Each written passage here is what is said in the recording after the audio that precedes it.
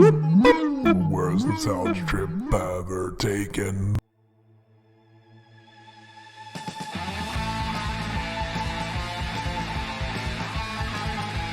Have you ever seen a rattlesnake swallow a football? So you're trying to tell me that all these deaths are accidental? Let's think we're all idiots here or something. Careful, I'm contagious. Holy shit, we really are gonna die! I'm dreadfully sorry, Mrs. Extra Wide Load. What are you packing in now, huh? About 24 jelly donuts a day, huh? You wouldn't understand. I understand you got a pretty fucked up idea of animal husbandry.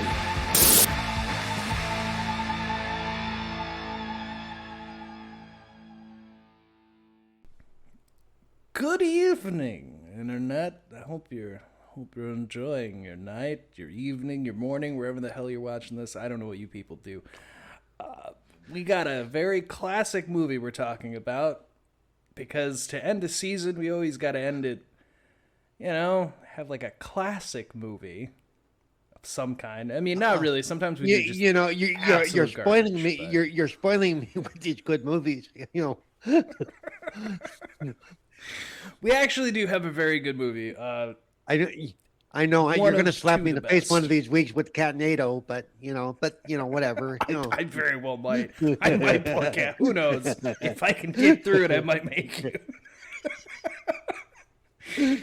But no, so today, folks, Jokey Pants as always, and with me, Cerebral Paul. Give him a round of applause. You can see the difference that I have my lights are on. I paid my bill. Jokey is apparently, streaming my flashlight over there. I don't. It's just I have a bunch of nerdy shit behind me. Okay, I do other things, and I didn't want the nerdy shit in there, so I'm just trying to make it spooky. Leave me alone. But no, we're talking about one of two, I would say, pinnacle werewolf movies, because they're two that came out the same year, and they share DNA. And we're going to talk about one of them. That's right, we're talking about The Howling, 1981. If you've never seen this movie, please, for the love of God, stop this episode, go watch it, and enjoy it for yourself. Because this will spoil everything for you if you've never seen it. And it's really worth at least a watch through. So, real quick, before you stop the episode, that's Cerebral Paul 1 at Twitch or Twitter.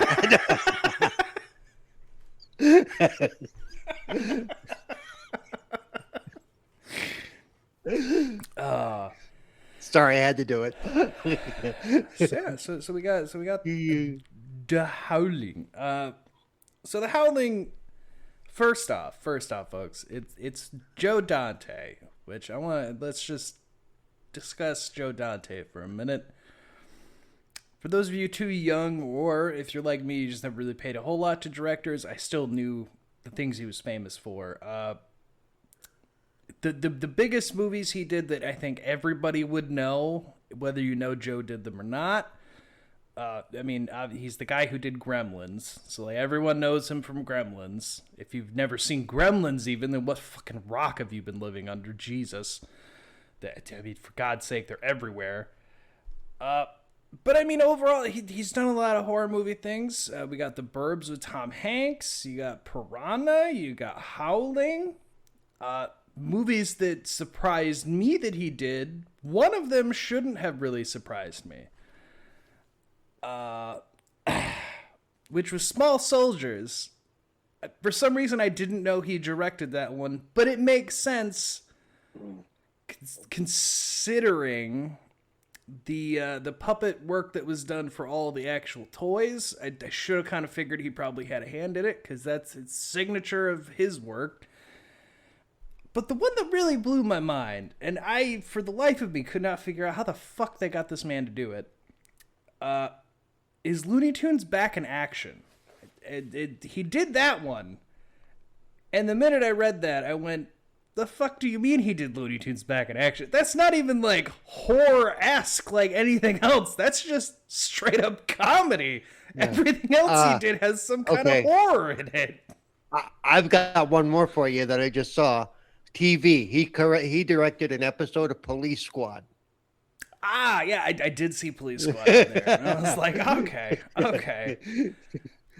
So there's the little, for those of you around my age, your childhood movies that people hold up on a pedestal. This man made them, and the Looney Tunes one really threw me through a loop because it is the least like anything other than some Police Squad he did. As far as movies go, it was the most different because it had nothing to do with horror. It was just full comedy action. One more, Rock and Roll High School. He is uncredited, but he directed part of it. Yeah, well, okay. Well, shit. All right, then. Yeah. See, pay attention. So the Howling, where to even really dive into behind the scenes for this movie? There's so much information about this movie because it is such an it is as I've always said, there are two werewolf movies that give you a proper way of to do a werewolf transformation and do it practically and make it look really good. It is The Howling and it is American Werewolf in London. The two of these have amazing practical effect use and even a transformation that's fucking amazing, and they both share that DNA. Yep.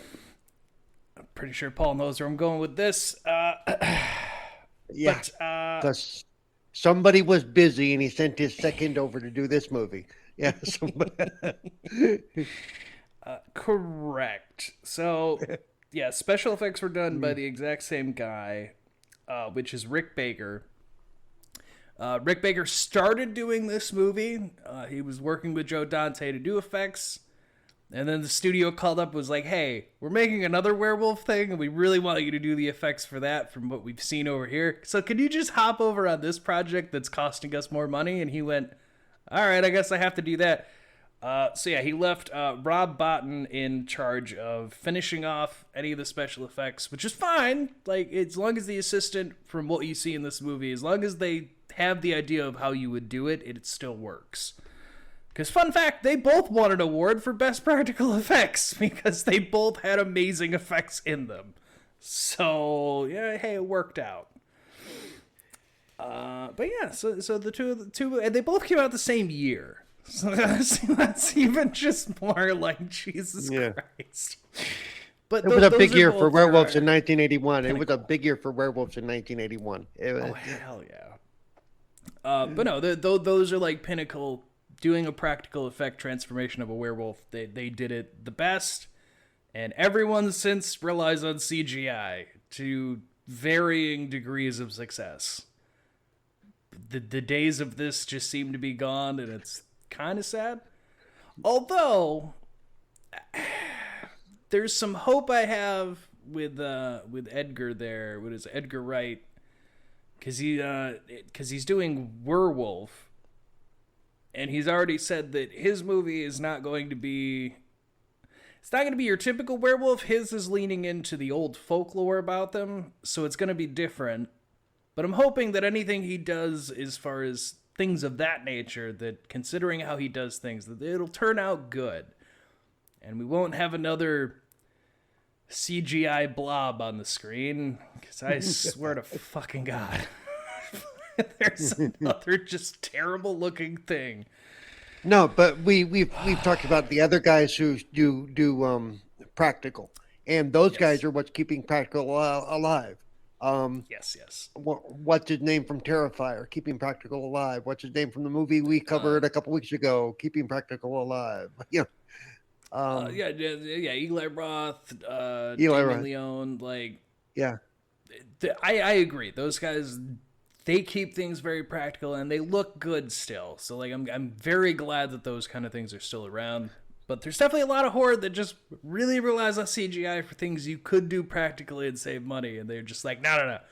CGI it because it's easier apparently. And I'm over here like it looks terrible. So don't do that.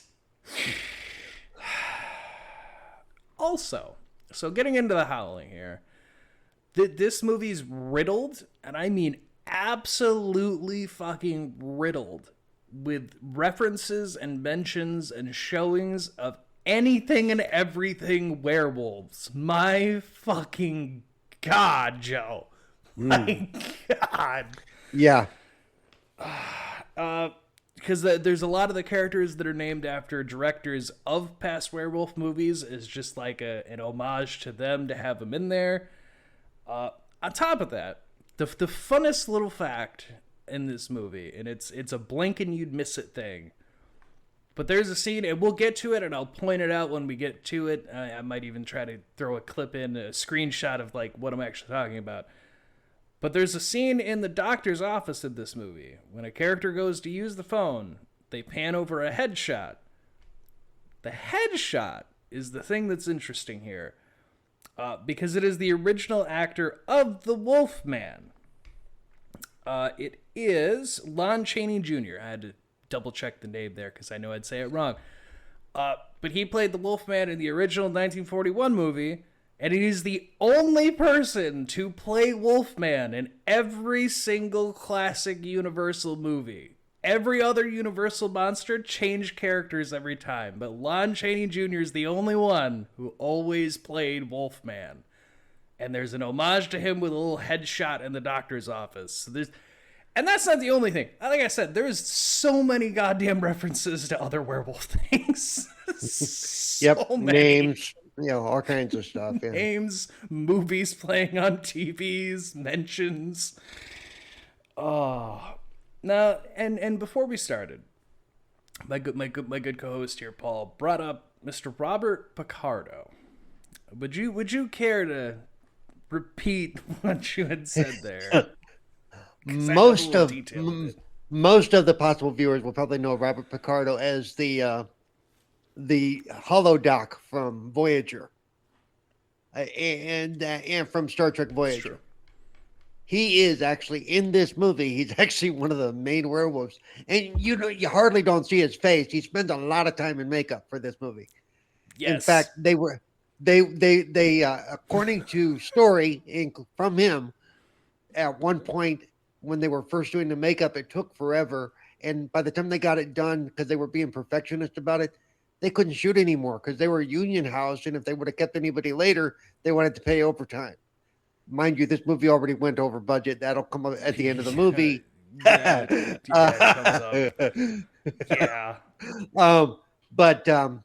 So he had to actually sleep in the werewolf makeup, and then get up the next day to do the shots they needed. So poor guy, really. That had to not be comfortable. It's so funny to me too. Like, this is 1981, and you skip ahead like 20 years, somewhere about 20 years or so. For the nerd in me, if you go back to Phantom Menace for when they were doing the Darth Maul makeup, or you go to X-Men 2 when they did Nightcrawler's makeup, that's why those two people have just never done it on screen again, is because the makeup took way too fucking long.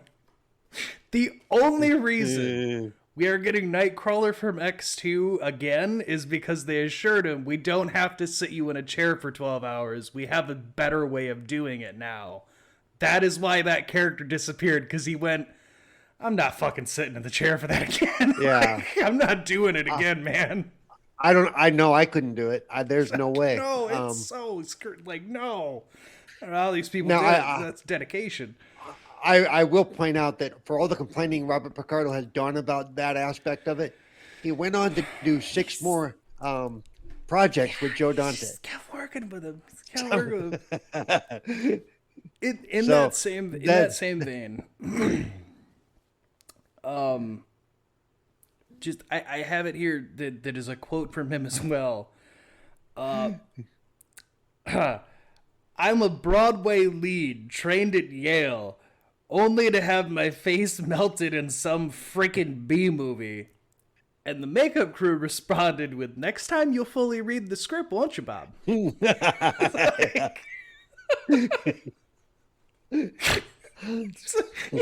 mentioned and complained so much, but he continued working with Joe. So, like, I don't understand, sir. Something tells me that because I follow him on Twitter, something tells me even if he was complaining, he had a sense of humor about the whole thing. He did. It's he had to have to continue working with the guy. If you hated things that much, you wouldn't have kept doing. And I know Paul's probably got a ton more. Probably got some more he wants to bring up, or maybe even during the movie. But the last little thing that I'm going to bring up that's here and now, much like we said that they had budget issues. So the werewolf transformation that I said is like the pinnacle of how to do it, and I'll even clip that whole. I don't fucking care. I'll figure out a way. I will clip and show you how they did it. It's like the actual transformation is fucking great. Still great even now.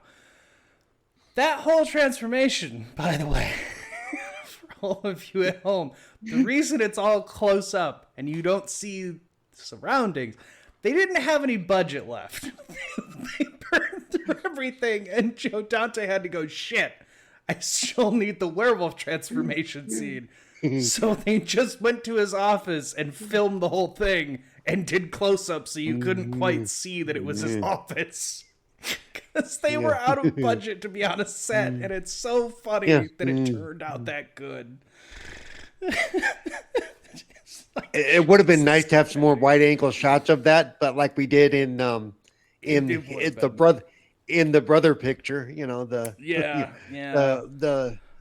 American Werewolf. Because in American Werewolf, you do get some full, wide-out shots of the transformation, full body, everything going on.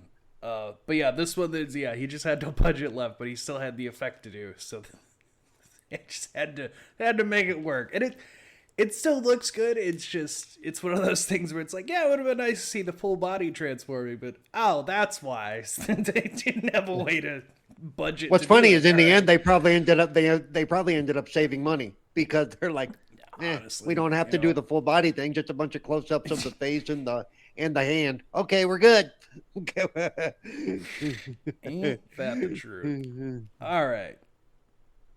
Any other facts you want to bring up before we delve into this? Do we want to delve into the this staff? The cast is stacked. The cast is amazingly stacked. It's especially if you're an older gentleman like me who grew up with all of these actors at one point or another. You have Dee Wallace, who would go on 3 years later to become the mother of Elliot on E.T. for E.T. But also you have Christopher Stone, who they were engaged at the time of doing this movie. By the time she does E.T., she is credited as Dee Wallace Stone. Yes. So they got married somewhere in the middle. So I believe this is the movie like I said, they were engaged when they were doing this movie together. I don't know, when they actually met. Then, of course, for us old people, you have Patrick McNee, who has a very key part in this movie, by the way. He is one of the original Avengers from the TV series, not from the Marvel series, but from the TV series. Okay. He is, he's that guy. And let's see, you have, of course, John Carradine, who is known in horror facets for doing, Frankenstein movies, and I think he even did one of the werewolf movies. Sounds familiar. Okay. Yeah. Well, the name sounds familiar because he also had a son who shall we say, found himself in the closet and got carried away and passed away. Alrighty then. Oh boy. If you ever watch Riff Tracks, you'll know exactly what I'm talking about because they bring it up a lot.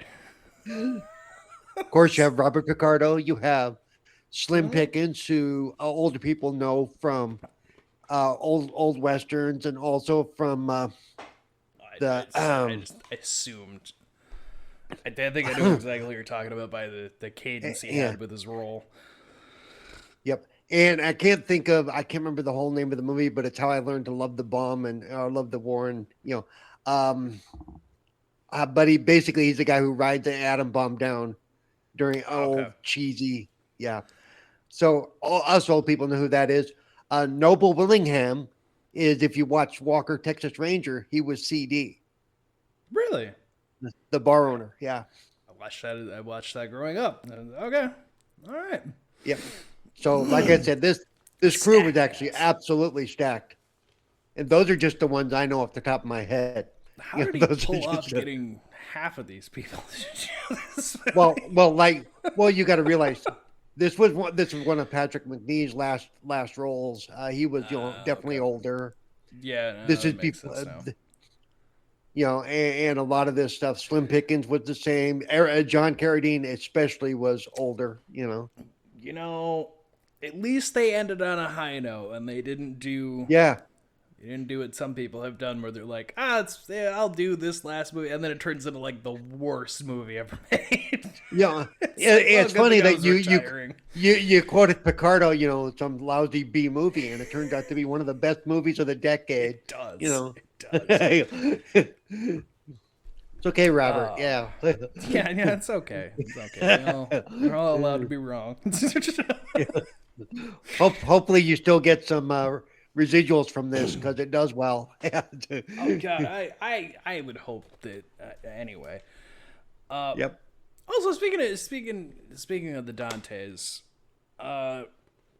just before we get into it, since we're on that, they're making another Gremlins movie, but as far as anyone has seen, no one in the Dante is attached to it, which bothers me on such a deep level that they announced it, but then it's like there's no involvement with anybody who would have a say. Anyone who did these. So I'm like, I don't really think I like that. I hope they are. They're just not saying that they are. I don't know. The only way I could see this working is if they bring what's his name, Zach Galligan back, and he's the old guy now. And he's the one telling the rules. Don't feed it after midnight. Don't get it wet, I don't know. We'll see. But they just So all right, let's get into it. Let's get into the Howling. If you're still here, thanks. Stay on. And but if you're about to pause it and go away, just be safe. Go follow us at Oddcast and email oddcastmedia@gmail.com. And I'll put it right here in the beginning for all of you.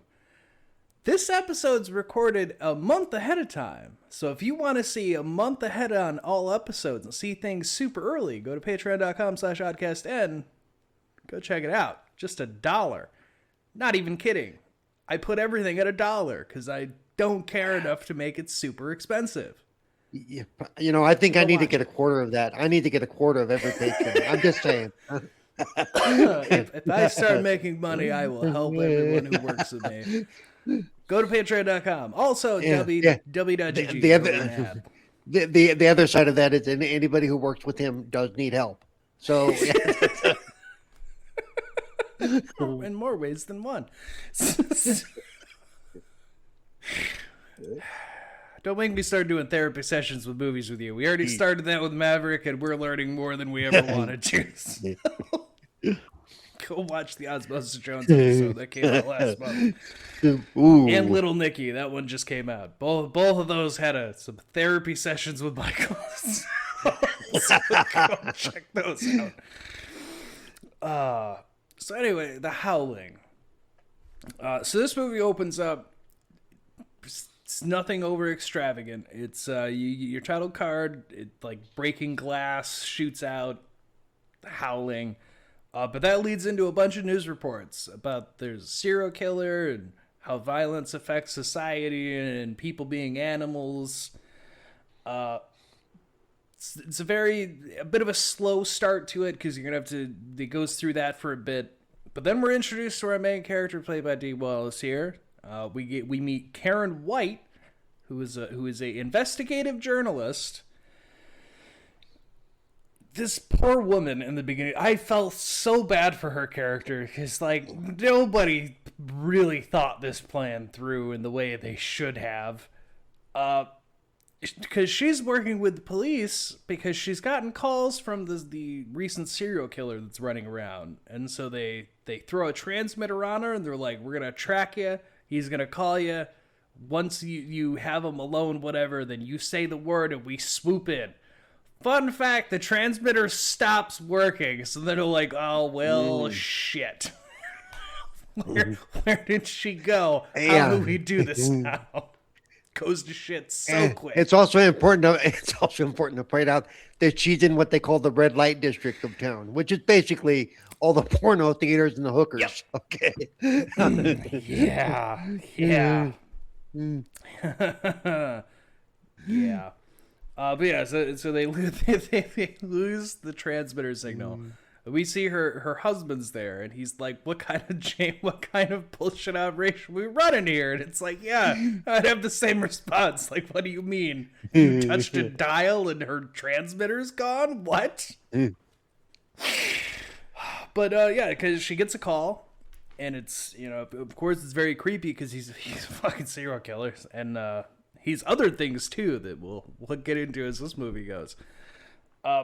But he's really creepy, but he gets her to go to one of the adult stores, put it that way, which has movies for mom and dad that you can play in the back for a quarter. And she ends up going there. She meets up with him. She gets in the booth, and she's waiting, and then our killer reveals himself, Eddie. And he comes up and he puts a quarter in it. He makes her watch a thing, which, boy, I know. Sadly, this thing, they were going to put this thing on the DVD release, but they ended up not doing it. Okay. Thank God. Thank God. 'Cause let me tell you, not my cup of tea. It's like the hills have eyes going on okay, screen. Okay. Let me just, I'll explain people bondage porn. Okay, it was bondage porn. I'm not afraid to say it. It was straight up might be a bondage bit more than that. Shit. Well, it was, but yeah, basically, yeah. But yeah, no, that's going on. She's really uncomfortable because, like, clearly that's not what she wanted to see. But the killer wants that to be on screen to unsettle her so that she's ready to see the real him. It does not help. In fact, I think he just added more trauma and PTSD than what would have been needed for what he's about to do. But to each his own. Because he gets her to turn around and he's like, this is who I actually am. She doesn't know, her brain doesn't know how to process what the hell she's seeing. So fun for her, but don't worry if you're wondering, like, does she get killed right off the bat and it's blah blah blah. No, it's not one of the ones where, like, she gets attacked by and dies or whatever and then comes back as the signature werewolf. No. The cops do manage to get there. I do want to point out that the killer at this is Robert Picardo. This is our introduction to Mr. Picardo. And the only time you almost no, at you all. would not. I didn't know it was him until I looked at the credits for this recording. Honest to God, I've seen the movie live. I was trying to figure out, like, who's the main villain? Who's Eddie? I didn't have a fucking idea. I'm looking at the behind the scenes, all the information, and it says Robert Picardo. I'm like, where? What was he? Huh? Yeah. See, this to go back once again. Go watch the Osmosis Jones episode that we did in December. Same thing that me and Maverick had happen there, because the person who voices the villain in that movie is not who we thought it was at all. Fun fact, it's Lawrence Fishburne who voices Trax, whatever, in that movie. We're just like, it doesn't sound like him. Like, what infliction is he putting on? Because we had no fucking idea that was him. That's the same thing here with Mr. Robert Picardo, where it's like, you have no idea that that's him in the makeup. His voice didn't even ring for me, and he's got a pretty distinctive voice. Yeah, that's how I felt with Lawrence Fishburne until I watched Osmosis Jones again and saw he's that character, and I went, what? No, it's not. That's not him at all. He has a voice I'd recognize. So yeah, there's fun little crossover. Ha ha ha ha. Anyway, so the cops do what cops do in real life, and they just go in guns blazing. Well, okay, it was one. It was like, almost one cop in particular, but yeah. oh my God, a guy I can't see. He might be dangerous. Bang, bang, bang, bang, bang. You also even their By the way, sergeant who comes in. Yeah, 40 years later, he's the head of ICE. God damn it, Paul. Oh, but even their sergeant who comes in like the next scene, even he's like, so he didn't have a knife, he didn't have a gun, he don't have any weapon, and you opened fire on him. My God, this is a nightmare publicist. I'm gonna have to deal with everything now, and I'm like, yeah, what do you think this is, LA? No, he didn't say that.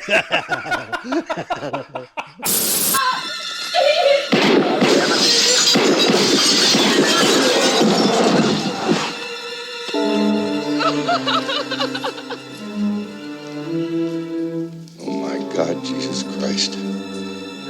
Put your piece away. Put that piece away. No knife, no gun, no nothing. The freak was clean. Now what the hell happened back there? Don't ask me, Lieutenant. Ask Quick Draw McGraw here. we had protocols. You didn't follow any of it. Which is plant the weapon on him. My God. But yeah, because all this happens, Karen's obviously very traumatized. Something she's going to have to deal with this entire movie now is how do you move past a killer almost murdering you? And also, he didn't look normal, but your brain doesn't know how to process what the hell you just saw.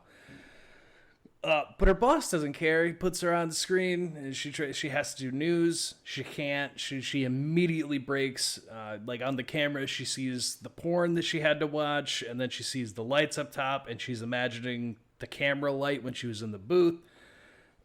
So clearly, she's not ready to work. She's not ready for anything, which is fair. You almost got murdered. That's fair.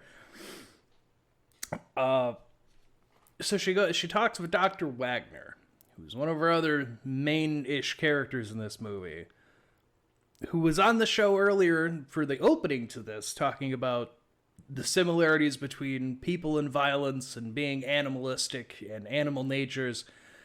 That guy. So she goes and talks to him, and he's all, no, totally understandable. Again, like, you went through a very traumatic experience. I understand you don't want to be at work. Tell you what, I've got this nice little community that I have people that I help and talk to. I'm very in with the crowd there. Why don't you go ahead and just take one of the spare cabins we have and, just get away for the weekend, just get away from everything and really help reset yourself. By the way, Dr. Wagner is played by Patrick McNee. He's got that very old English gentleman vibe thing going on. Yes, so you got the accent. You're going to trust him, because he talks pretty. So. Yeah, she very much trusts him. She doesn't have any reason not to. Okay, tell me, Doctor, how crazy am I? Completely banana. I think so. I'm going to recommend that you go out to the colony for a week or two. Your place up north there? That's right. Now, I only recommend it to very special patients, ones who I think will benefit from its environment. And she's like, oh, that sounds great. Like, go be on a lake. I can sit on the beach. I can explore things. Just get away from the city. That sounds nice. So her and her husband go off to Wolf Lake. No, folks. I'm kidding. It may as well have been called Wolf Lake, though. But I shit you not, folks. It's called The Colony. If that doesn't give you any idea what's going to happen in this movie, anyway. So yeah, she gets sent off to the colony. She gets there. It's nice, it's just in the forest. It's very peaceful. But then she meets all the colony people, and they are as redneck could be. Is bonfires, barbecues, people drinking beer, and God only knows what. But it looks roadkill nice. stew. Like Pretty sure roadkill stew. Yeah. It looks like family reunions I had. Wow, you were raised by the same family from the Hills of Eyes? Wow. Actually, fun fact about Jokey Pants' family history. On my mom's side, my grandmother came from the hills. That's not it. I wish I was kidding, but all of her family literally were moonshiners who live in the hills of West Virginia that they go and visit and get handmade moonshine from because they're hill people. I have fucking hillbilly genes and I hate it. I honestly hate the shit out of everything I've learned. Yeah, but so does Unrefney. He's part Mexican. So what you're saying is your mother's side of the family, they came from the hills and they all shared one tooth. You know, they just... Well, I mean, Grandma Digi and her sister used to get caught running in the horse pasture and licking the salt blocks. So, I mean, probably. Oh, wow. Oh, probably. Yeah, that's a family I have. Yeah. Grandma Digi's out there. The funniest story I have with her that I have ever fucking seen with anybody, it blew my mind that this woman has such a ditzy blonde brain. She takes off her glasses, sets them down on the table, and my little sister grabs the glasses from the fucking table when she grabs a glass of milk and puts on her glasses. My grandma sits back down and she goes, "When did you get glasses? You know what? They look exactly like mine." And we all went, "Jesus Christ, Grandma. They're literally yours." God damn it. Yeah. She also doesn't get blonde jokes. If you tell her a blonde joke, she won't understand it. And my grandpa has to pull her aside and be like, "Sue, that's the point. Is you are a blonde. Like, God damn it." Nice. Every time. It has me worried about Jokey here in about 20 to 30 years. Now, if you want to know more, what really to be concerned about, everybody, you go check out the other thing I'm doing. So at this party, we meet a whole bunch of people. There's Martha, who they say is a nymphomaniac, which is fair. Fair. She really keeps trying to get Karen's husband. Did you?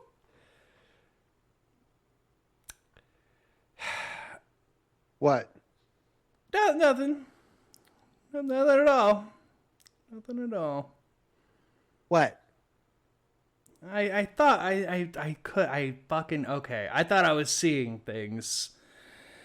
No, I have to take one of my blood pressure pills, and I've just. Okay. Cut all that. That confused me for a second. So yeah, Martha. You thought I was taking out my teeth? No, I'm not. I'm not that bad. I thought you were like putting in one tooth in your mouth. I was like, what the fuck, man? I thought you were trying to make fun of my family. Yeah. I actually have a friend who did that once. We were at church camp. We were doing a play, and somebody said something about, I don't have, I don't have very good teeth. And my pastor friend, he's sitting in the audience. He reaches out, he yanks out his bridge, and he goes, "Want to borrow mine?" Okay. Christ.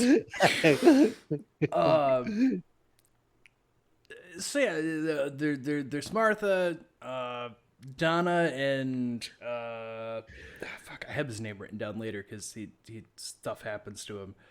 But anyway, regardless, you're meeting all the colony. The one that's stand out in this scene overall is Old Man Earl, because in the midst of everyone getting to know each other and Karen trying to kind of get her bearings here, Old Man Earl comes out of nowhere up to the fire.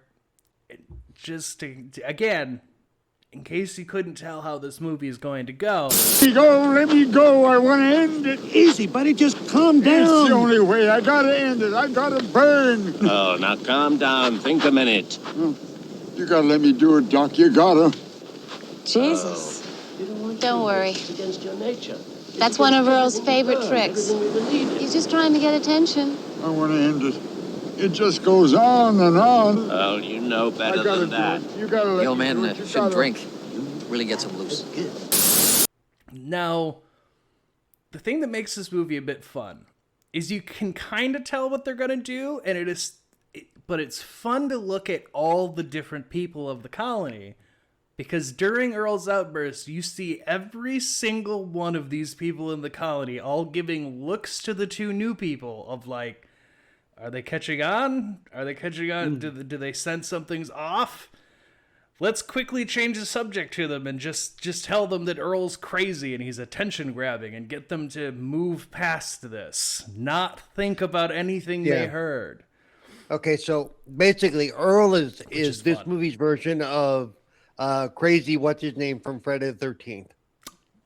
You know. He's your warning siren. Yeah. He's your warning siren, basically. Yeah. That you're gonna pass off as, oh, this guy's nuts. You know, this guy's he's out there. Yeah, they pass it off as that Earl does it all the time for attention. That is not the case. Not the case at all. So that happens. We skip into Karen. She's trying to sleep for the night, but she hears a whole bunch of howling and whatnot outside. But when she tries to wake her husband up, he doesn't hear anything. He's like, nah, it's just in your head. It's just the wind. Go back to sleep. It's not the wind. It's not the wind, bud. Should have listened to her right here in the beginning, and everything would have turned out much different for everyone. But that's not how movies work. So, just making sure I got this right.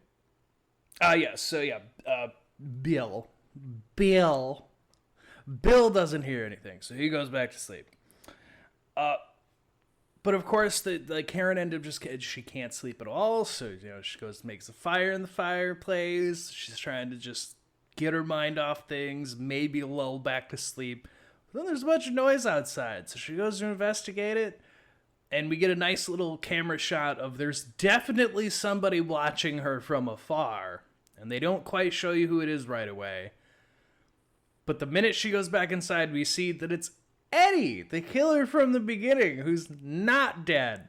And is very much hiding in the bushes and watching his favorite news reporter. Like the creepy werewolf stalker man that he is. My fucking God.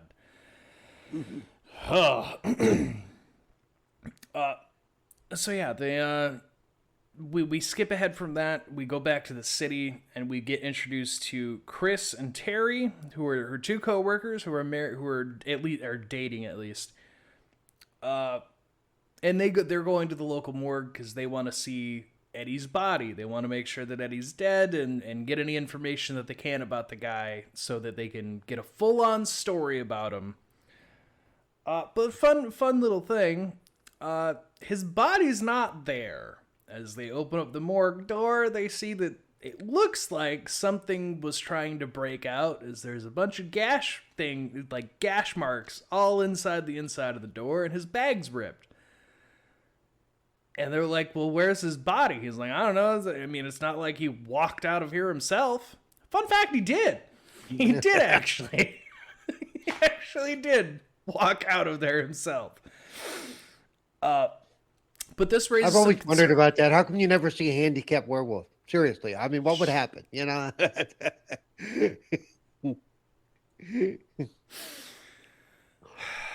It'd be an interesting story if I turned into a werewolf and I still can't walk. What am I going to do? Hey, they make dogs with little wheels. I think they could figure something out. That might be a tell if I'm about to transform and I strap myself into one of those things.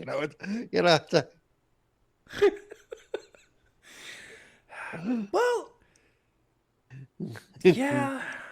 I'm gonna have to talk to some of my horror writing friends and see if we can figure it out here. We'll make a story. Well, I was gonna say the only movie I can think of where that they did something like that. It's not a good movie. Not a good movie by any means. I ended up doing it by myself because I'm not gonna make anyone suffer through that shit. But Werewolf in Paris, which is a terrible sequel. Yeah, awful. But the only idea in there that they did do that with is there is a werewolf in that movie where he's missing his legs, but it's so like his top half is all wolf and then he just has no fucking legs. It's kind of funny. Okay. Well, yeah.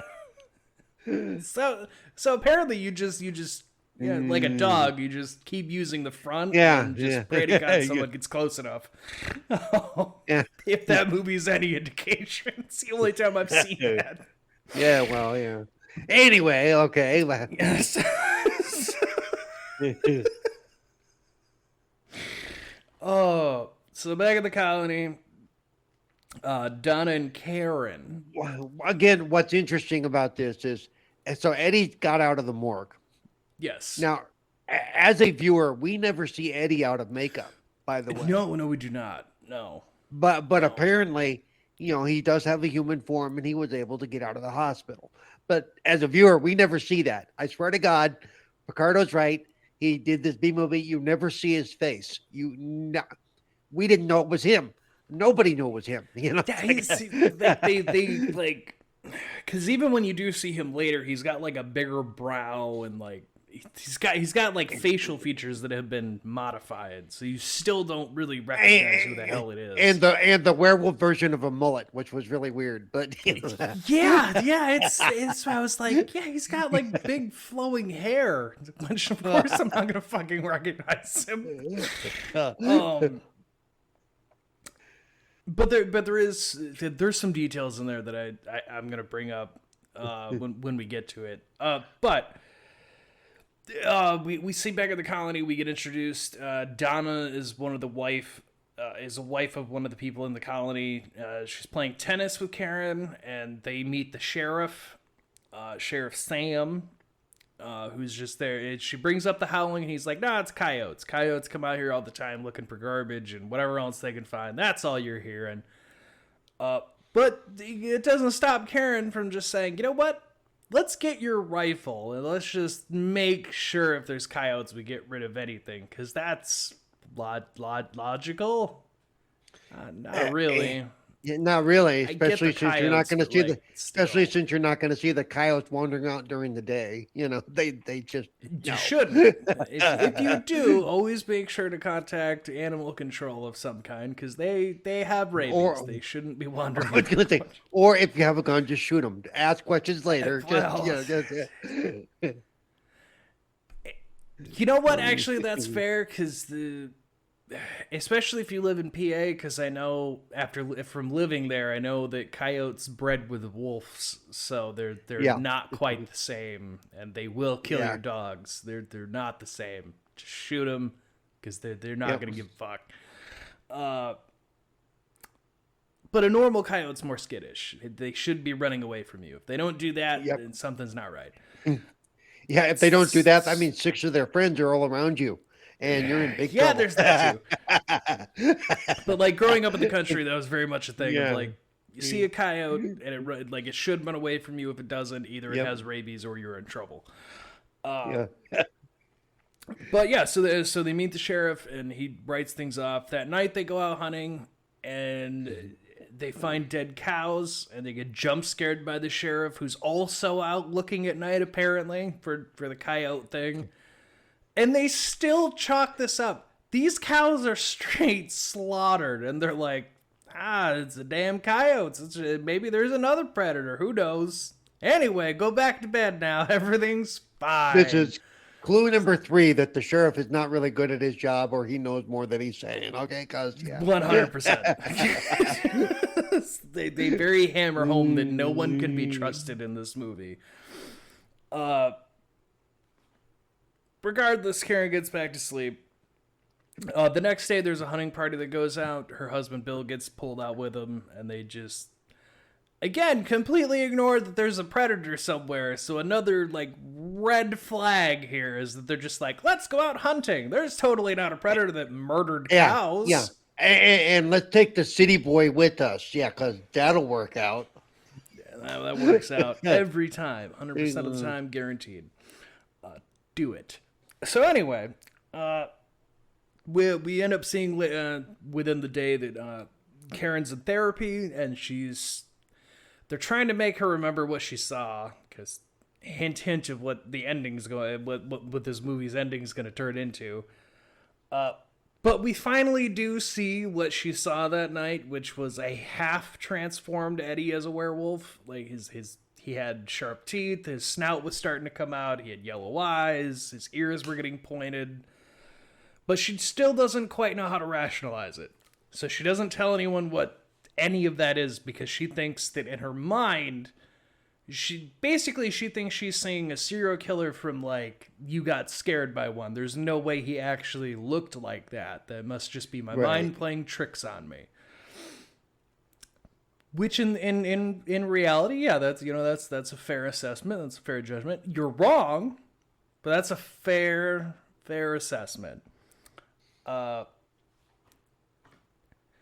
Another way to tell if you're watching a Joe Dante movie, something else I realized so quickly, that even for the two movies I said where I was like, I'm surprised you did that, there's a dead giveaway. And it is the character they introduce here as the librarian. Because this is actor Dick Miller, who's in, like, everything Joe did. Because I started thinking, I'm like, oh, fuck yeah, he's in Gremlins. He was Small Soldiers. And I started thinking about it. I was like, oh, fuck no, he is in Looney Tunes. He's the security guard at the beginning. Oh, shit, he's another one that's just, like, in all of his movies. But he's fun. But yeah, he's a librarian. He's helping Terry and Chris look for books on werewolves because they have an inkling that may be what's going on here. But they want to, for curiosity purposes, want to double check how things actually work. And there is actually really funny. Well, and what's interesting to me is I don't know how they came across, because you and I in our day to day aren't going to think anything weird. Is it must be werewolves. Yeah, that's the one. It's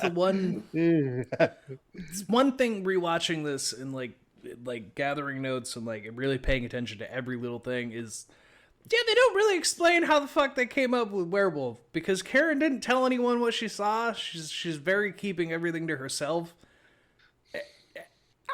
Zombie would be like the first thing that comes to my mind. I don't know about werewolf.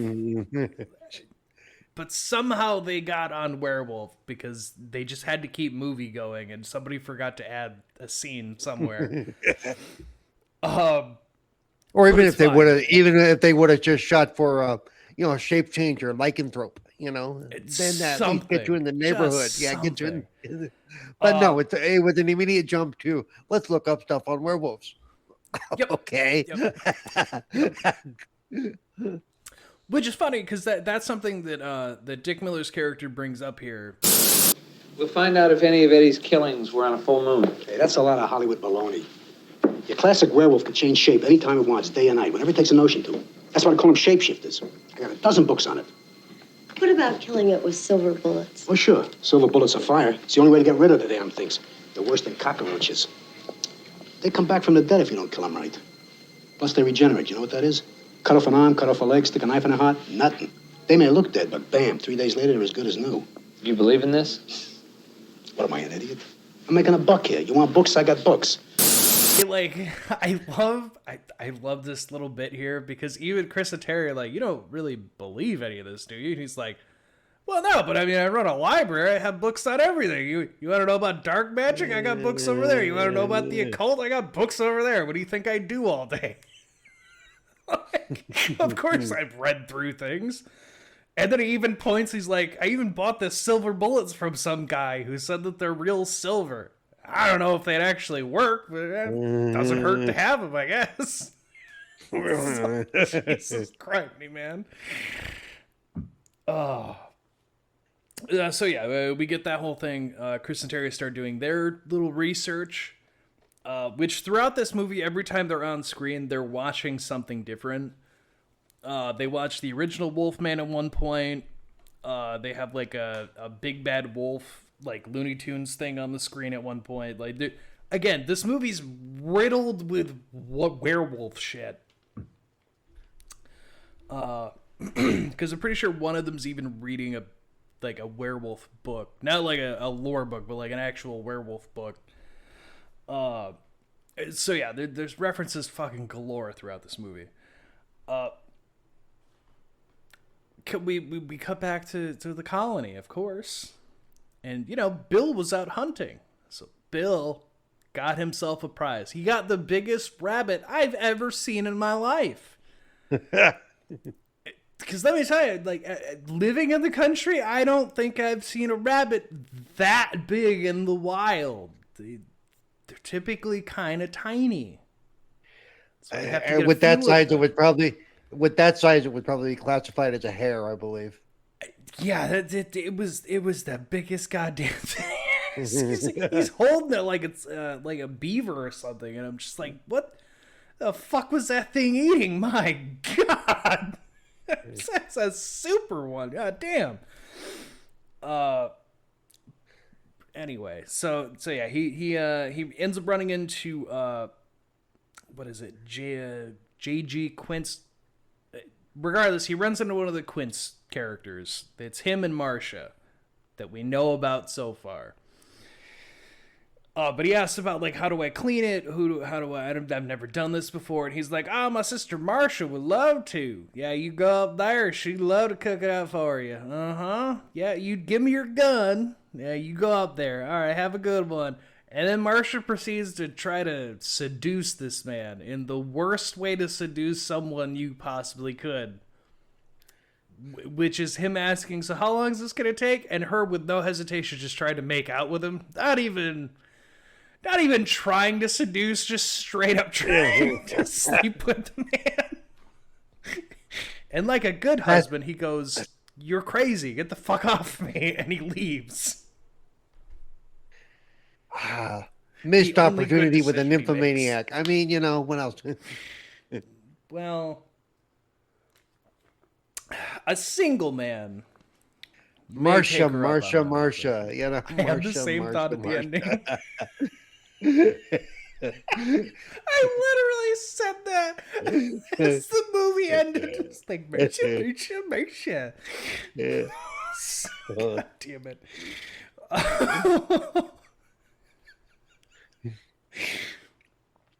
So yeah, he leaves in a huff. He goes to go home. Immediately, not immediately, but he does get attacked by a werewolf. Now, in theory, you could say maybe it's Eddie, but I'm pretty sure it's Marcia, because there's something that'll happen later that implies that it was her who did this. But so he's attacked by a werewolf. He's wounded, and yeah. And we all know what happens if you're wounded by a werewolf. You turn out perfectly fine and heal, and everything's fine. Absolutely, yes. This is I thought so. You just go home and hold your cross, and you're fine. Vampires. Either way, you're fine. But yeah, no. Of course, Bill's gonna start to change. But it's at this point, Karen ends up calling back to Terry and Chris, and she convinces them to come out because something attacked him, and it was a wolf, and she's scared. So Terry goes up, Chris stays behind. There's a couple things he wants to look into before he heads up there himself. And when Terry gets there, they have a little picnic, and we learn that Bill doesn't eat meat until today, where suddenly he has no problem. It tastes great. Oh, I'm hungry enough. I'll eat anything. Yeah. Bill. Should we cook it first? Bill, let's cook it first. Okay, let's.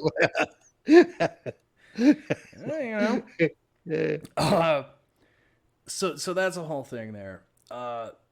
Bill suddenly likes meat, but then Terry and Karen start talking about it's just strange. She hears howling at night, and now he's attacked by a wolf. It's very off-putting, very strange. Everybody acting like everything's fine.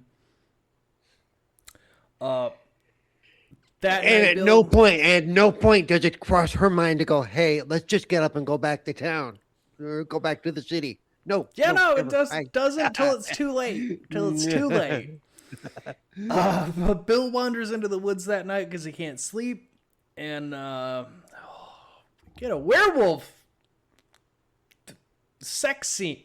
Get a werewolf sex scene. As Bill meets up with Marcia, who's been attractively luring him in because, again, she's the one who bit him, so she has a connection with him, and then they just start having at it at the bonfire. But not just that, because he gets his full transformation. She completes his cycle to be a werewolf, and they get it on while turning into werewolves, which is... And no, they Apparently don't do that's a it thing you have to Wolfie do. style. Apparently, no, they don't do a Wolfie style. They just, What are you talking about? Yeah, they do. Yeah, they do. They're howling. Well, yeah, she scratches his back. Missionary wolf style, I guess. I don't know. The most vanilla thing they could do. No sense of it. If she's a nymphomaniac, then like my God, she's learned nothing with all that experience apparently. Because yeah, it's the most basic shit anyone could do. But yeah, no, that completes this thing. She scratches his back, which will be important here in a second. Well, after that, we get the next day, and Terry's on the beach. She's enjoying the day. She's having a great day. I forgot. There's a scene before Terry and Chris end up going there. They find the killer's apartment, and they find that he has like drawings of werewolves. He has illustrations of Karen, but they find one specific painting that looks like. It looks like a coastal thing, whatever, where the killer had drawn out this little coastal area he was on. While Terry's sitting on the beach, she happens to be looking through everything and trying to piece things together to help Karen and whatnot. Looking at the drawing that he made, she realizes it's the beach of the colony as she sees the tree and whatnot. And she even goes up on the hill and she goes, he was drawing it from here. Literally, this is where he was. So she rushes off to go tell Karen. Too bad the werewolves apparently are hypnotic here, as there's a whispered Terry that goes through the woods and makes her go off trail to a separate cabin that she hasn't seen yet. Just process of elimination. You can kind of probably tell where she's being led to. That's right, Eddie's original cabin from the colony. She's got like skins all over, bone charms on the porch. She ends up in his room and she finds his secret room that is full of the news clippings and drawings they found in his apartment. So it's a dead really giveaway. weird that all these other people are, and the feeling you're going to understand. Eddie doesn't try to hide what he is at all. Oh, fuck no. It's just like, Eddie's just like, no, man, I'm just going to kill people with a werewolf. I don't care about any of this hiding in plain sight thing. It's just another thing of like, why didn't anyone try to go stop him? And, anyway. So, yeah, she ends up getting attacked at this point here. But she's not going to end up like Bill. She's going to have a bad time. But in the process of escaping and getting attacked, she does manage to chop off the werewolf's arm. And something that Bill had talked about, the librarian had brought up when they were looking into the books, is he had said very definitively, it's silver bullets or you have to burn them to ash. Anything else they'll regenerate from. And he's like, you know what that means? It means you cut off an arm, he regrows the arm, etc., etc. It's the only way to kill him. So chopping off the arm... This has got to be the only version of werewolves where I learned that they're like lizards. I had never... Yeah. Honestly, I kind of like that lore to it of like, no, if you don't do it specific way, like they're just gonna come like a vampire. Like if you don't kill them right, they're just gonna come back. Like that's part of their curse. The way I always understood it is like if you shot them with regular bullets or hacked at them, they're gonna heal. But the idea of regrowing a full limb is a whole different, or a hand in this case.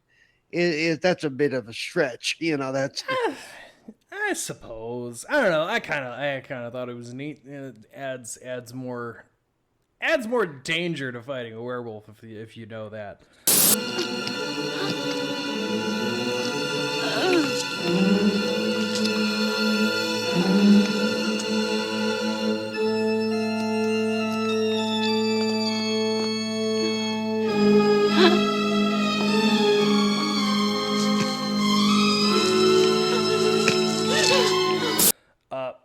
But I also enjoy this because I just like that she cuts off like at the forearm, and we see the hand like contort and like it like deflates and then reinflates, and she sees that it goes from a werewolf arm to a normal person, and that's when she's like, oh my god, like werewolves are real. And it's like, oh, no fucking shit, no shit, lady.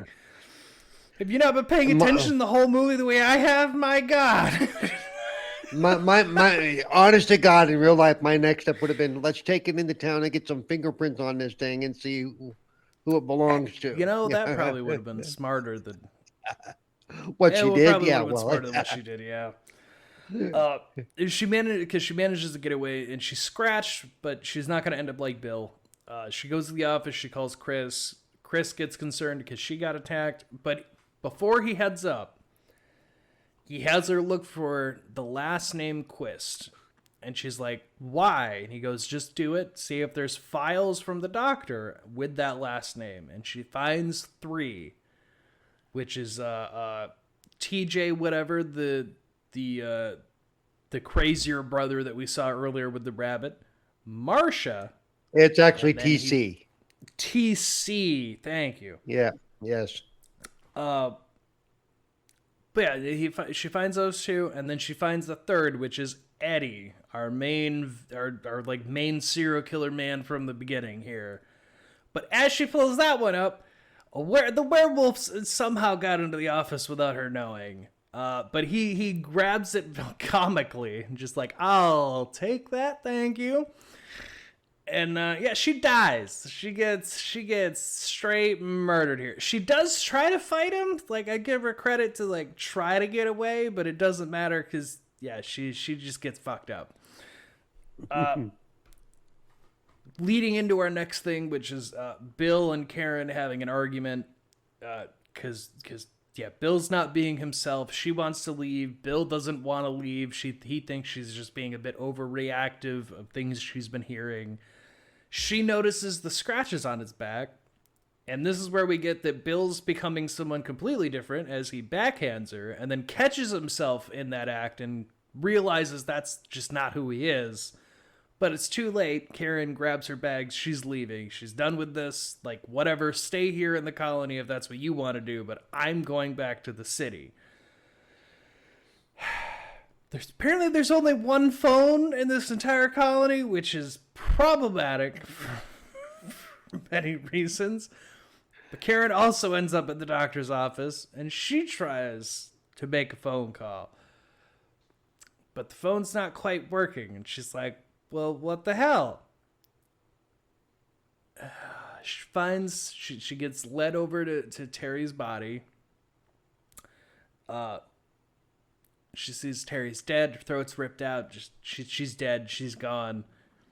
But before she can really have a reaction, she's interrupted to try to get phone calls out by Eddie, who reveals himself to her. And he has a whole conversation with her here about, you wanted to see the true me. The whole point of your what you've been doing as a reporter is to see the true me, and I'm infatuated with you, so I'm willing to let you see. This is the werewolf transformation that is all close-ups because they didn't have a budget anymore. And it's still good. I still like it. And why do I like it, folks? I like it because I like that it shows the body just like bubbling and popping, and things are cracking and moving, and like the snouts coming out, his brows sinking back to let things like advance. It's fucking cool. My only complaint is just the ears on these werewolves. I don't fully understand why he made them super giant and pointy. I get like wolf ears, but like they're like over the top, like pointy and even like a little fuzz on the end. And I'm like, I think that's the only thing about that design I don't fully love is the ears. If they had shrunk those just a little bit, I think that would have sold me a bit more. But past that, it's a fucking awesome transformation. It really is. I love it. He tries to attack her, and she throws acid in his face, because apparently the Dr. Wagner just has fucking acid in a jar sitting around. The fuck is it with hospitals and doctor's offices with this shit? I mean, you know, some of the doctors I've had, it wouldn't surprise me. You got something you need to tell us? You've been seeing Dr. Frankenstein? My God. But yeah, this is what Picardo was talking about, that his face gets half melted. It's when you see him again later, it's straight half melted off. But it buys Karen enough time to escape, and she gets the hell out of there. The problem here, folks, is Karen should have seen all the red flags and warning signs that have been there the whole time. Because when she tries to go back to her car and leave, the car doesn't work because the colony's already disabled that. So that's already a no-go. And she's met with the other people of the colony who make her get out of the car and go with them. And it's like, it's time. We're not gonna hide this anymore. We're dealing with this problem. Yeah. So yeah, sorry. Chris tries to call the sheriff because of the call that he got from Terry. Another dead giveaway. The sheriff's probably not a good person, as he tells him, she's perfectly fine. She's just overreacting because of the scare they had with that other guy. She's fine. I'm not going to go look into it. Talk to you later. And that's all he gets out of that. But Chris can tell that something's wrong. He's the only one who seems to be able to tell, like, none of this is right. Goes to the librarian, takes the silver bullets, which the librarian gets so fucking mad. It's like, it cost me so much money. And he's like, I need it. You don't understand. Just straight steals his man's silver bullets. But yeah, Chris does a full dead, just pedal to the metal. He's gonna get to the colony and help everyone. Things are not going great for Karen at this point. So, because Karen has been stopped by the colony, they reveal that they're a werewolf cult. And they talk about that they've been here and they work with Dr. Wagner to hide in plain sight and only eat people that won't be missed and yada yada. But she knows too much now. Like, Eddie's gone too far and revealed things too much. And because she's not one of them, and because she's not willing to accept anything, she's got to go.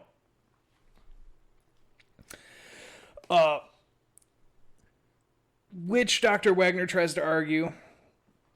Because, you know, she's a very famous celebrity. Everyone knows her. Everyone recognizes her. If she just disappears, it's going to look very bad because everyone knows she came here. So, like, you can't just kill her. It's not how that works. We can all work together. But Marcia has become the new queen bitch of this colony as she tells him that that's too bad, Wagner. You took too long and your plan is stupid. We're just going to go back to being werewolves and we're just going to eat people however we want. You're dumb. It's the gist of the gist of how that conversation goes. Yeah. But Chris does arrive. He ends up going to the office to double check. He finds that the phone's dead, but there's a tape recording there because fun little quick scene that happens in the doctor's office as well is fucking Eddie started recording the killing of Terry because he's a sick man. So Chris hears this tape and he starts to hear the phone call that he had gotten from Terry. Eddie ends up breaking through like the window of the door, taking his gun. Eddie's very cocky because one of the details I like about his makeup work that they did is when he reintroduces himself to Karen, you see the bullet holes from where the cop shot him, and he even like digs a bullet out and then transforms. Yeah. It's I like the little detail of like, yeah, he's still kind of healing from getting shot the fuck up. So like, but here he's missing half his face. The acid has just eaten through half of his fucking face here. And again, he's very cocky. So when Chris asks him where Terry is, he just goes, "Oh, it's right here." And then the part in the tape of him killing Terry starts playing. And he's like, "Yeah, no, I like it when they fight. It makes it more fun for me." And he looks at the gun in his hand and he's like, "Speaking of which, you know what? Here, take your best shot. I love it when my prey fights back." Completely unaware that there are silver bullets in this rifle. Listen to this part here. Crazy. Oh, I'm much more than that, bright boy. I'm much more. Here. Take it. Call it a gift. Come on. Come on, bright boy. Don't you know anything?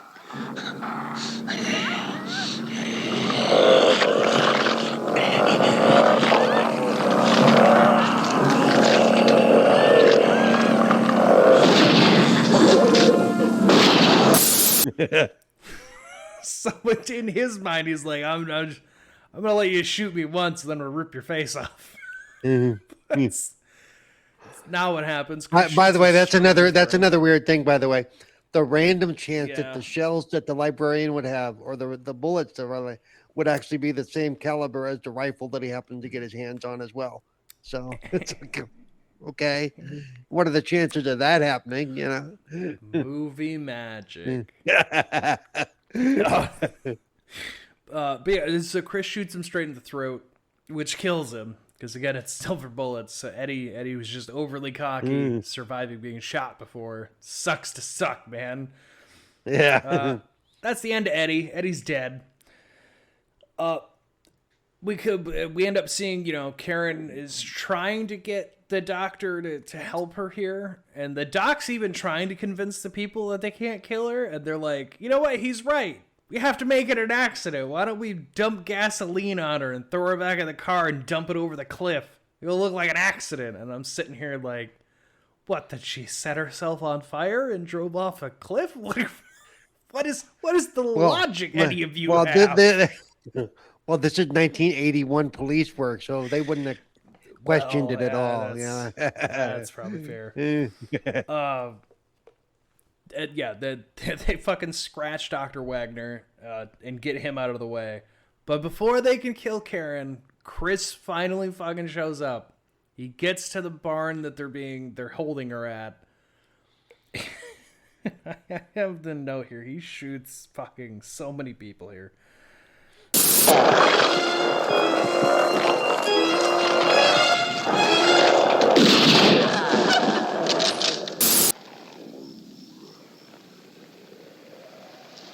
I have silver bullets in here. Silver bullets, Myers. Get up, Jason.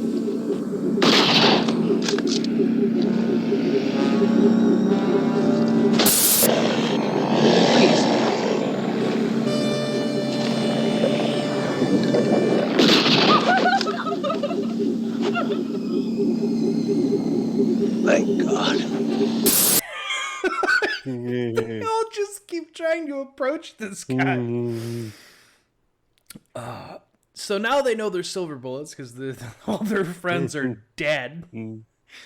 The werewolves are still transforming, though, because to be fair, I can see their logic of there's more of them than there are of him, and he's definitely going to run out of bullets before he can shoot all of them. But they're idiots, and they all back up into the barn. They seal off the door, and they make a run for it. But first they put gasoline all over it. They light it on fire, and they're just gonna burn them all out. Because Chris is smart enough to remember what the librarian said of it's either silver bullets or burning him to ash. So they set the barn ablaze. It doesn't, but here's the problem that they run into, and it's very simple. A barn is not going to burn fast enough to kill the werewolves. Like, they are 100% going to figure out an escape before they burn to death, which is exactly what happens. But they make their getaway. They try escaping. And then the sheriff, they're saved. Karen's happy. She's like, oh, thank God, the sheriff. And sheriff's Karen is still stupid. Karen is still stupid, yeah. Karen's still not understanding the full picture. But yeah, sheriff's a werewolf. He starts shooting at them. He like takes out the tire, takes out the headlights. The car is done for. But you know, Chris is a better shot, just barely, because they both miss every shot they make up until Chris finally hits him. So sheriff's also dead. So bye, Sheriff Sam. That's like 4 people he's shot now. By the way, at one point, sheriff was eating out of a can of Wolf Brand chili. I just thought I noticed the Wolf Brand chili, and I was like, Jesus Christ, there's so many references to shit here. But yeah, so they shoot the sheriff, they get in the cop car, and of course, classic horror movie, the cop car won't start right away. Unfortunately for them, this is when all the werewolves who got out of the barn start surrounding the vehicle and start breaking in the windows to try to get them.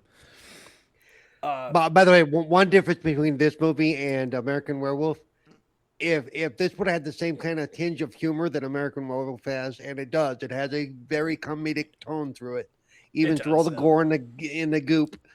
The radio would have had on it, "I Shot the Sheriff" by Bob Marley. But you know. Yeah, what if that would have been great if they did that.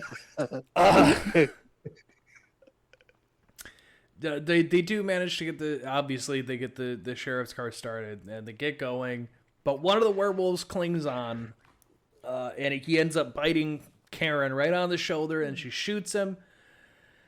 And it was her husband Bill. She kills Bill. Kill Bill? Wow. Different movie. Yeah. I made the joke. Ha ha ha. She killed Bill. But it seems like it's fine, other than like, Karen's gonna be a werewolf now, so that's like something they're probably gonna have to deal with. You're thinking, you're correct, but Karen's way of dealing with it is to make it everyone else's trauma. Because we see she ends up going back to work and she tells him, no, I'm perfectly fine to go on air. There's no issues at all. Just go ahead and throw me back in, coach. She immediately proceeds to go off script and talk about that there is a cult of people that are hidden in the world, and they are a secret society, and that we should be afraid of them because we are the thing that they are after. And she turns into a werewolf on live TV. And there's even a joke in there that somebody has at the bar about, like, man, special effects these days, the things they're willing to do. I don't necessarily love the way her werewolf looks either. She looks like a Yorkie. Yeah. I don't understand where they were. Why hers is so. Yeah, they all look tough and mean, and she looks like a cuddly little. Yeah, because like when Marcia attacks Bill earlier in the movie, she looks like a terrifying werewolf, and all the werewolves look like that except Karen, who literally looks like a little dog. Like they gave her like a little cute button nose and a smushed in face, and I'm like, what the fuck is her werewolf? She looks so different. Doesn't matter. Chris shoots her on live TV with a silver bullet and ends it all for her. Real quick, I will say that there's something it's a quote on IMDb, and it is a funny part of the movie. Because they're showing different people watch this transformation, and one of them is two kids watching TV, and the boy goes, "Wow!" and the mom from the other room is, "What are you kids watching?" the news lady's turning into a werewolf. And mom comes tearing out there to look at the TV. What? God, yeah, dude. The cut to everyone who's watching this broadcast is pretty good. Because there's even another guy in there just like, what the hell are we watching? He's confused at what's going on. And the poor director in the control room went, cut, oh my God, cut. Yeah. Which they cut to a dog food commercial. Funny enough. What is this? Wow! What are you kids watching? The news lady's turned into a werewolf. Oh boy. So you may be thinking, is that the end of the movie? Is Karen reveals the werewolves are real and then Chris shoots her? You almost right. Now this movie has just a tiny little bit more they added on here. Because then we cut to a diner where we get the line from a guy about that special effects have really come a long way. Man, they can do anything now. Go down the line of all the people at this little bar diner. And one of the guys turns to someone and goes, "Well, ma'am, are you hungry? Do you need anything? What do you want?" And we see Marcia, who had survived the entire incident, tell him that she wants a burger. Rare. And that's how the movie ends, because then it's just them cooking a burger on screen while the credits start rolling. So Marcia's alive. Don't even get me fucking started on the Howling 2, folks. The sequels aren't good, and they get worse because they just kept making them, and they got so much worse. But this one, Howling from 1981, this is a fantastic werewolf movie. It is... I can't recommend it enough to people where they're like, I don't really like the newer werewolves, blah, blah, blah. Go watch this. Go watch American Werewolf in London. They're like the two that I would say you have to see besides the original Wolfman. These two. Because they did transformation well. They blended a little bit of comedy in there. But they're fun. Because, like, for this one, it's fun of just, it's a fucking cult of werewolves. Like, it's just a whole cult run by a psychiatrist. Which also, that's a fun little thing, too. When the doctor gets shot by Chris, as he's dying, you hear him go, "Oh, thank God it's over." It's like they all have been alive for so long doing these transformations. They're just accepting death when it finally comes. Like, the realization sets in, and they're just like, "Oh, thank God." But no, so that's the Howling. Again, if you turn the episode back on after you went and watched it, I appreciate you. You're a true trooper. It's a fun damn werewolf movie. Like, I don't know what else I can say about it. Like, honestly, go watch it. It's such a fun ride. Yeah, you know. I agree with you because I'm thinking about it. Yeah, I agree with you because thinking about it, this and American Werewolf in London are probably two of the best werewolf proper movies that have been done ever. And the difference is the original was not actually it was the Wolfman. You know. Yes. And there is a distinctive little difference between the two. There is. But yeah, there's that. The only other like werewolf movie that I've seen a lot growing up, and I know not everybody's seen it, and there's some people who hate it, which is perfectly fair. But I just like that it played with some things that most people don't bother touching, which is Cursed, that came out in the 2000s. There, I don't mind that one just because they're, as much as it has some practical effect use in there with like a werewolf suit, but it has some ideas in there that aren't typically played with. Which, spoiler alert, but the dog turns into a werewolf, and that's just a neat idea that if the dog gets attacked, it also affects him, which is a neat idea that people don't typically play with. Yep, and I don't know if I've ever watched that one. The other one I would mention is the one, of course, based on Stephen King book, Silver Bullets. Pretty good too. Silver Bullets, another yes. Don't watch Bad Moon though. We already did that. Nope. Yeah, Bad Moon, bad movie. Yeah. Cool looking werewolf, terrible fucking movie. Which is such. I hate it when that happens. Where like the monster in it, I'm like, oh, that looks great, or like that looks cool, and then like the movie around it's just garbage. Yep. It's just a waste of a good effect, honestly. And apparently for that movie, all the money went into that effect. I mean, pretty much. Yeah, for real. You heard it. You heard it here in the beginning. Go follow us at Cerebral Paul or at Cerebral Paul 1 on Twitch, which I know he's doing a lot of stuff on Twitch because I see him posted on Facebook. But the time difference wise, I always catch it way too late. But he does post, and he is constantly doing things. And from what I've heard, he may have some fun things coming out soon. So maybe you should go follow him. He's got to get off his Lizzie butt and do some of that stuff because he's got some good ideas. He's just got to take the time to do it. And as far as we go, as always, we got at Oddcast N, Oddcast Network on Facebook, which I don't know why you'd be on Facebook. Nobody's really on there. We just have had the group since we started. But at Oddcast N on Twitter, we got at What an Oddcast on TikTok, where I post clips, and even there's extra videos from when some of my co-hosts do things. They send me things, and I post them there because it's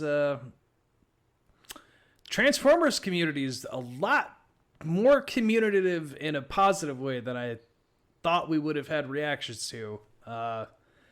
But his videos are doing really fucking well on TikTok. The goddamn Transformers community is eating his shit up, which is great. But go check all that out. Again, patreon.com/oddcastn. You're getting all these videos early. We're a month ahead on things, so that's just kind of where we're going to be at. Probably forever at this point, because with more recent information I've gotten, I'm just going to be able to be ahead, which is... It's so nice. For all of you behind the scenes, What an Oddcast is always recorded the week before it comes out because the guys just don't have time. So that one I could never really put out early, but this here I could put out early and it could just be there for you. So like there's a constant steady stream of things. Yeah, the party's not telling you because Paul, we're going to be recording 6 of these at the same time, okay? Are you good? Yeah, you good? Okay, you good. Yeah, well, I don't work them that hard. Don't let them lie. Stay tuned next week. We're going to have the other half of Welcome to Derry to talk about as a little bonus episode for everybody there. Which by the time this comes out, it's already out. But for us, we're recording this right before the finale is coming out. And always remember to stay out, stay happy, follow the rules. Always follow the rules. And the rules always change depending on what you're in. You just have to figure out what kind of horror thing you're in. Whether it's stay out of the water, or don't bring things back from the dead, or don't genetically modify animals, or, don't betray puppets. Don't prank your friends as a serial killer. Don't ever, in a million goddamn years, go to a place called The Colony thinking that it's going to be anything other than some weird cult. The name's a dead giveaway. It's probably not good. But until then, always, I don't know. Whatever the hell you people do. Goodbye. People do. Everybody dies in these movies.